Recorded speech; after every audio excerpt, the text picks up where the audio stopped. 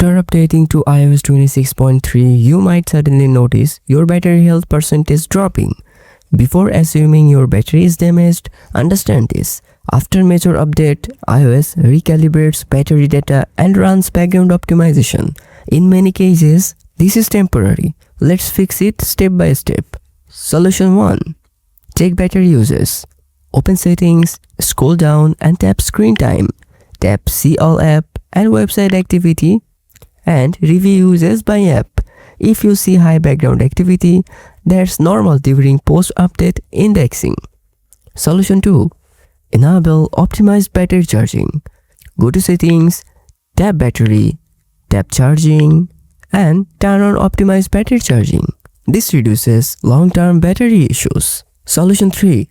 Reduce background app refresh. Open Settings, tap General, scroll down and tap Background App Refresh. Turn it off or set to Wi-Fi only. Solution 4. Give it 24 to 48 hours.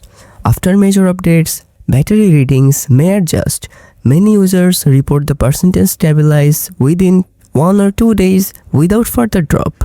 If it stopped decreasing, your battery is completely fine. If this helped clear your confusion, subscribe for more real iPhone fixes.